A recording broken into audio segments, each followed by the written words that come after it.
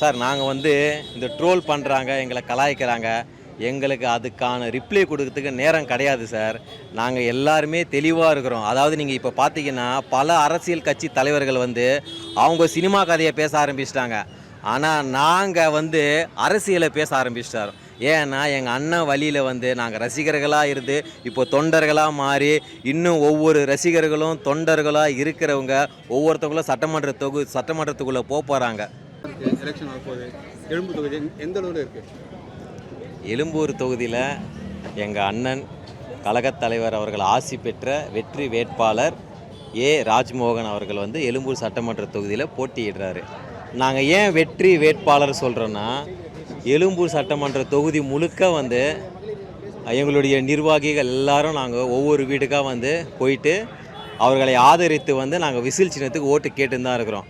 அங்கே போகும்போதே பார்த்திங்கன்னா மக்களுடைய ஆதரவு வந்து பேராதரவாக இருக்குது. எங்கே போனாலும் ஆரத்தி எடுக்கிறது, எங்கே போனாலும் வந்து பூவை தூவுறது, மாலை போடுறது, சால்வை போடுறது எல்லாமே ஒரு பெரும் பேராதரவாக இருக்குது. இதை பார்க்கும்போதே வந்து நாங்கள் தான் சொல்கிறோம்ல வெற்றி வேட்பாளர்ன்ட்டு, வெற்றி அடைஞ்சிட்டார் அவர். இதுக்கு மேலே ஒன்றுமே இல்லை. எழும்பூரை வந்து மாற்றுறதுக்கு எங்களுடைய அண்ணன் ராஜ்மோகன் அவர்கள் தயாராக இருக்கிறார். ரீசெண்டாக பார்த்தீங்கன்னா எல்லா இடத்துலையும் பர்மிஷன் தரமாட்டுறாங்க. எப்படி கொடுத்தாங்க உங்களுக்கு பர்மிஷன் தரமாட்டேன்றாங்கல்ல.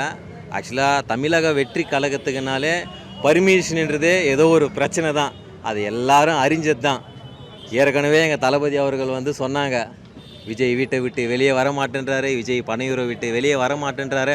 ஆனால் அவர் வெளியே வரத்துக்கு ஒரு தடை, வெளியே வந்தால் ஒரு தடை. அதே மாதிரி பர்மிஷன் கொடுக்குறதுக்கும் எல்லாமே தடையை தான். எத்தனை தடைகள் வந்தாலும், எத்தனை அதட்டல்கள் வந்தாலும், மிரட்டல்கள் வந்தாலும் நாங்கள் அதை கண்டு தோய்ந்து போவே மாட்டோம். எங்களுடைய இலக்கு தமிழக வெற்றி கழக தலைவர் விஜய் அவர்கள் வந்து முதலமைச்சர் ஆக்குவது தான் எங்களுடைய இலக்கு.